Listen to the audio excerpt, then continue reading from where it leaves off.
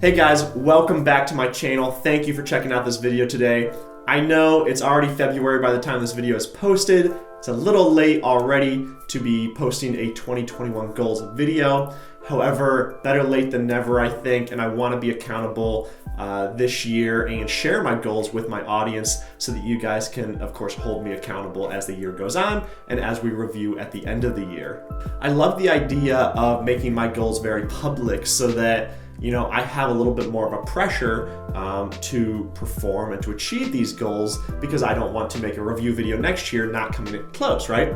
And I really need this personally. I tend, when I get ahead a little bit financially, I tend to take my foot off the gas if I don't have a long-term vision or a long-term goal set in my mind that I remind myself of pretty often, and if I don't have accountability partners to keep me pushing towards that goal. And the realtors in my brokerage are phenomenal for this. They are avid investors in real estate. They make a lot of money making sales in real estate, and they continually push me to perform at my highest level as well.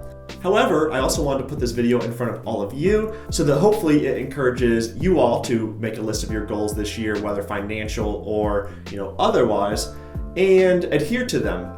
Grab an accountability partner, keep each other accountable throughout the year, and we can succeed together and review these at the end of the year. Now, with that said, guys, please consider liking this video and subscribing to the channel. I really appreciate all the support. It helps me out so much. And by subscribing to this channel, you're going to help me out with one of my 2021 goals, which the first one we'll cover here is 10,000 subscribers on YouTube by the end of 2021, as well as I want to make 100 videos over the course of 2021. I'm not off to a good start this year. My most recent video was maybe last week, but the one before that was 2 weeks ago. So yes, not off to a good start, as 100 videos over the course of 2021 would be about 2 videos a week for 50 weeks. However, because I've set this goal and I want to achieve this goal, and I know by myself I can't achieve this goal. I don't have enough time. I'm not motivated enough, unfortunately, to stay up late and keep pushing out these videos. I've decided to hire a friend of mine, Louie, who will edit my videos and post them on YouTube and kind of work the whole process after I film these. So I still script, I still give you my opinion on what we're talking about. Nothing's coming from anybody else. I film it, but then I pass that footage off to my friend that I hired to edit it, kind of clean it up, make it much better than I can make these videos, hopefully improve the quality for you guys. He'll post it and I'll review everything, but this opens up a lot of time. This will save about 10 hours a week and take that out of my schedule and also allow me to add value where it really matters, like commenting on my videos and actually achieving the 2 videos a week. And posting 2 videos a week is going to be super crucial to achieve the other portion of this, first goal I've set, which is 10,000 subscribers by the end of 2021. We all know, if you watch, how to grow a small channel on YouTube, consistency and volume of quality videos is key here on YouTube. And so, if I am consistent with 1 video every 2 weeks, even if it is quality, it's going to be very difficult to achieve that goal. Now, the second goal I've set for 2021 is to make a minimum of $150,000 in gross commission as a real estate agent in 2021.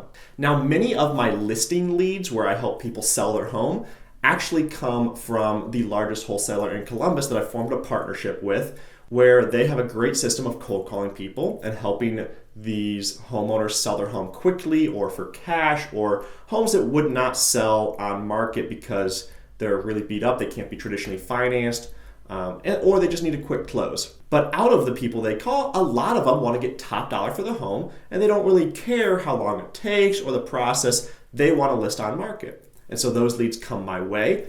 I set up a listing appointment. If I get the job, I list their home for sale. And on the listing side, I make a 3% commission. Out of that 3%, I pay 1 of that percent to the wholesale company. And so in order to have a gross $150,000 commission, I really need to sell a little bit more than that, around maybe $200,000 in gross commission, so I can give away some of that and still net $150,000. Now, out of that $150,000, $25,000 of that actually goes to my brokerage as my split, which nets me $125,000. And after all my expenses like advertising and other things, the reason I've set this $150,000 gross commission goal is to net me around $100,000 or a little bit more. Now, you might be thinking like, oh my gosh, your brokerage takes $25,000 out of your commission. And that is the cap, by the way. They take 20% of my commission to a cap of $25,000. That's a lot of money.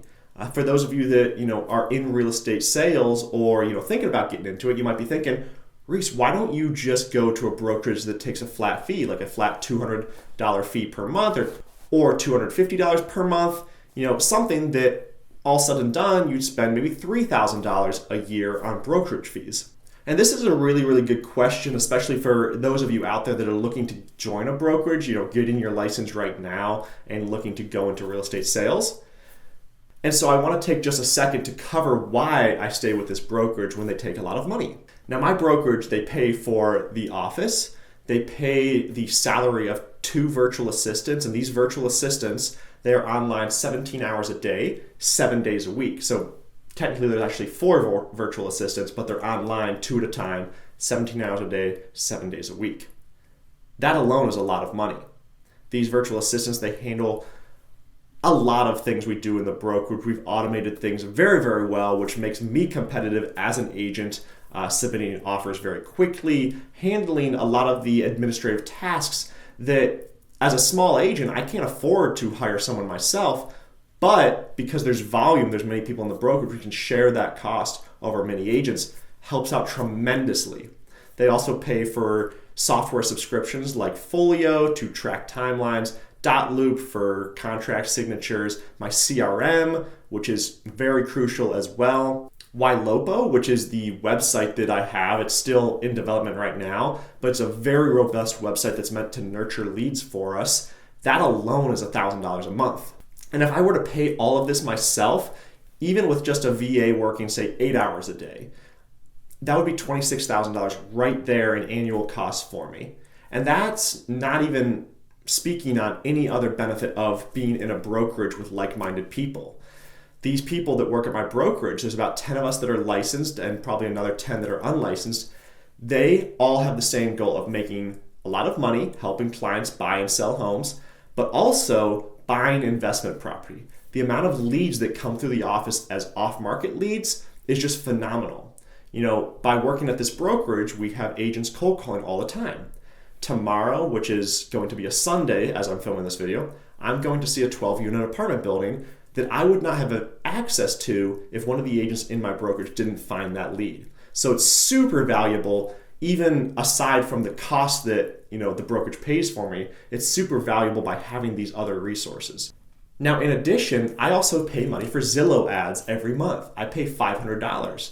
But by being a part of Reefco, my brokerage, we have lender relationships in which a lender will match that $500 and I get those leads. So a lender, because the agents in my brokerage do business with that lender, a lot of business, he is willing to spend $500 for me personally and bump my spend up to $1,000 a month, getting me more leads, which in turn I would give those leads to him to finance the deal once we get in contract. And so that is also something I probably couldn't do on my own because I don't have enough volume right now to convince a lender to say, hey, spend this much money on me each month. And so just by looking at this, we quickly see that $25,000 spent is well worth the cost. And if I could give any tip real quick for people that want to become real estate agents, one, go full-time in real estate right away. There's plenty of ways to make money in real estate as a real estate agent, even if you aren't making a lot of money through sales yet. In my brokerage, one way is deal write-ups. We pay $300 a deal write-up where an agent can analyze a property, run the numbers, take pictures, put everything together. We email that out to all of our investors in the hopes of putting that deal in contract. We pay $300 for that. Do 10 of those, maybe half of them close. That means you get $1,500 right there. So besides the point, but join a brokerage as well that has production requirements and one that has structure. A lot of people, when they start as a real estate agent, They join a brokerage that brokerage doesn't care if they're there or not, doesn't care if you're part-time, and there's nobody to hold you accountable to anything. You quickly give up because you have no mentor and you have no commitment to improve and succeed. Anyway, long little rant there, but goal number 3 is to buy 10 rental units this year. This is definitely my number one focus this year. And by buying 10 units, I want to effectively own 10 additional units this year. Now, real estate is all about partnerships. So, when I buy these rental properties, I'll probably buy with at least 1 or 2 partners. One being because I don't have lendability as a self-employed person without 2 years of history, and I need more money, right? And so I would really, to effectively own 10 units, I need to buy 20 to 30 units with partners in order to own 10 of those myself.